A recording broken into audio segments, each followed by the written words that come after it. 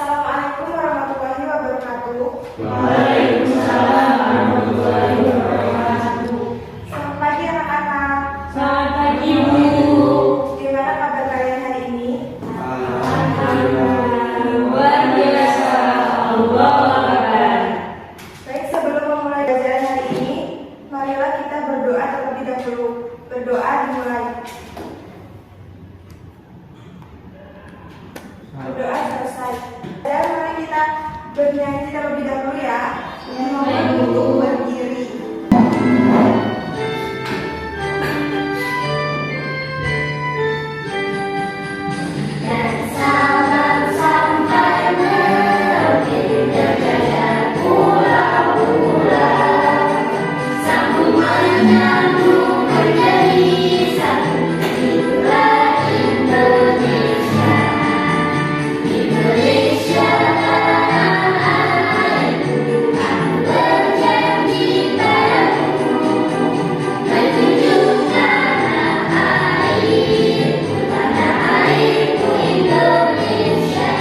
Mohon duduk kembali. Sebelumnya Ibu akan mengabsen kalian terlebih dahulu. Ya Bu. Karina, hadir. Zahro, Hadir. Dinda, Hadir. Sabrina, Hadir. Ivan, Hadir. Valen, Hadir. hadir semua ya. Ya Bu. Nah, apakah kalian tahu hari ini kita akan belajar tentang apa? Teks narasi. Ya. Nah, teks narasi adalah jenis teks yang mengisahkan suatu peristiwa berdasarkan urutan waktu atau kronologi yang bisa bersifat fiksi, bersifat imajinasi, maupun non-fiksi. Apakah ada yang tahu contoh teks narasi? Saya Bu. Ya. Seperti novel, cerpen, dan dongeng Bu. Ya, benar. Nah, tujuan dan fungsi teks narasi adalah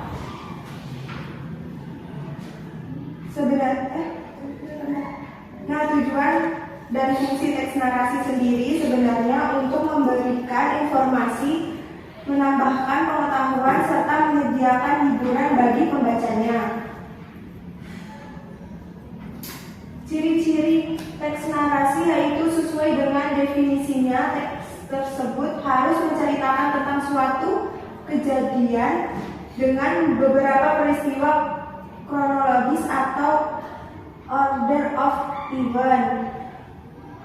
Lalu selain adanya beberapa peristiwa, teks narasi harus dibumbui dengan masalah atau konflik yang menjadi puncak narasi tersebut. Unsur-unsur teks narasi lainnya unsur-unsur teks narasi yaitu tokoh, latar, alur, tema yang nantinya akan kita bahas bersama.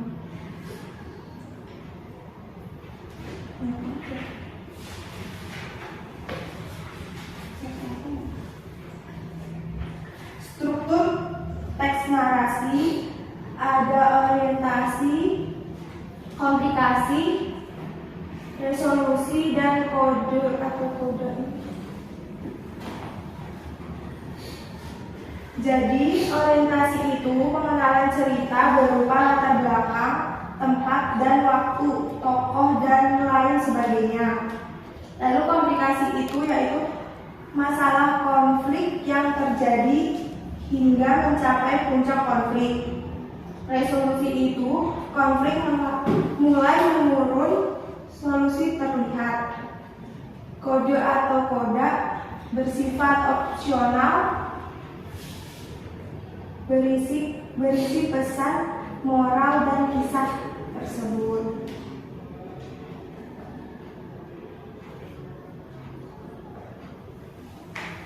Teks narasi mempunyai unsur sebagai berikut, yaitu tema. Tema itu gagasan pokok pikiran sebuah cerita. Contoh tema yang cukup sering diangkat pada cerita narasi adalah cinta, keluarga, pertemanan, perpisahan, dan lain sebagainya.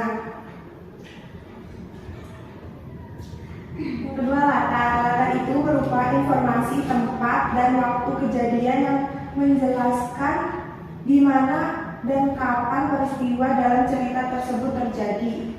Yang ketiga, alur merupakan pola penyampaian rangkaian peristiwa. Biasanya alur sebuah cerita bisa maju mundur.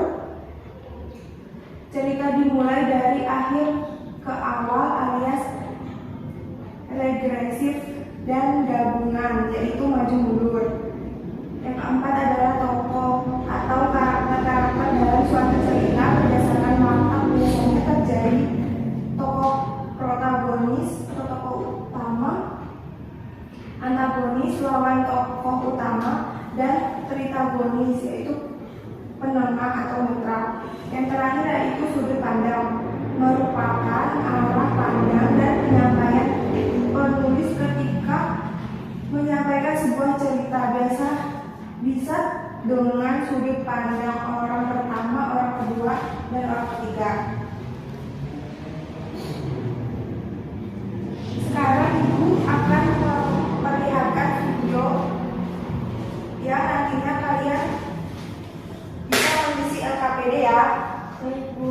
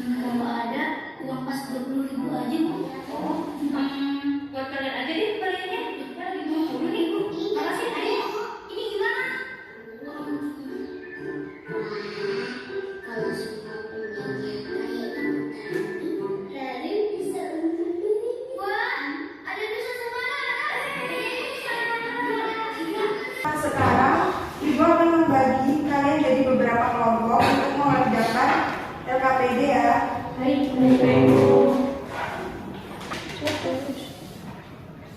Curang.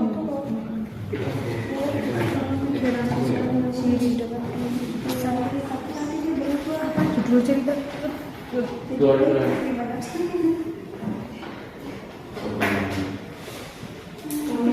Belajar jualan dengan ramah. Sasar.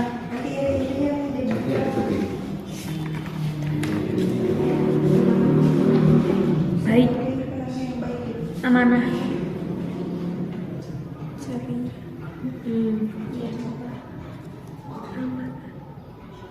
Baik. Mana baik?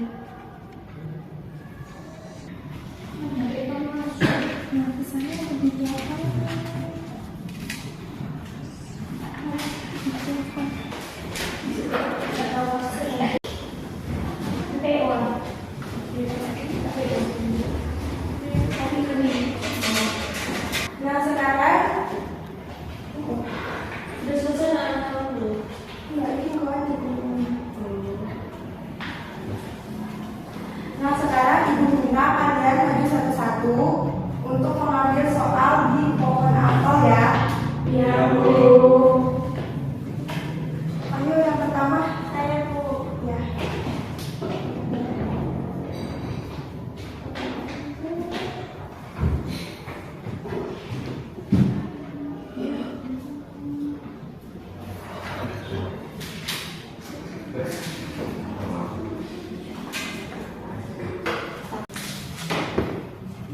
Nomor 6, pertanyaannya, apa pesan dan amanat yang dapat diambil dari cerita Rara Nusa? Pesan atau amanat yang dapat diambil dari cerita Rara dan Nusa yaitu sebagai manusia kita harus saling membantu satu sama lain dan tidak boleh iri pada orang lain. Ya benar, beri tepuk tangan.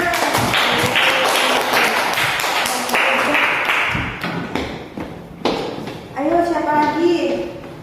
Satu orang lagi.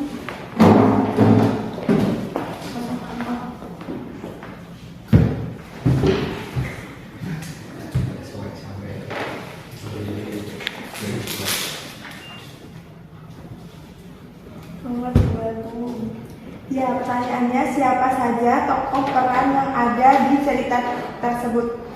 Rara, Musa, Abdul, sama Anissa. Ya, benar. Beri tepuk tangan. Sekarang Ibu akan memberikan kalian soal evaluasi ya. Ya, Bu.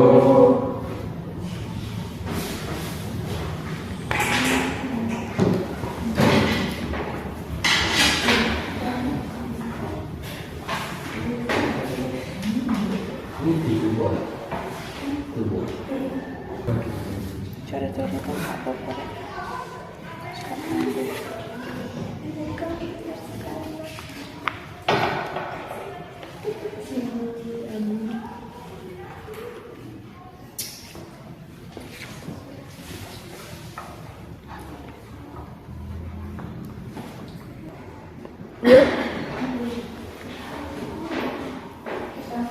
Wes, Apakah sudah anak-anak?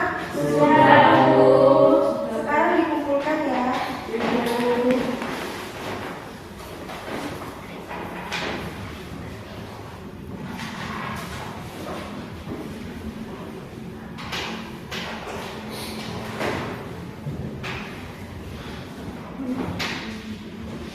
Ibu rasa sudah cukup pembelajaran kita hari ini.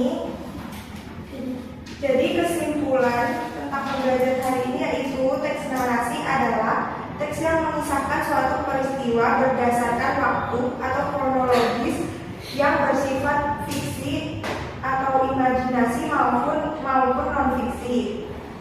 Nah, sebelum pembelajaran kita akhiri, marilah membaca doa bersama berdoa dimulai. Berdoa selesai. Kurang lebihnya ibu mohon maaf. Assalamualaikum warahmatullahi wabarakatuh. Waalaikumsalam.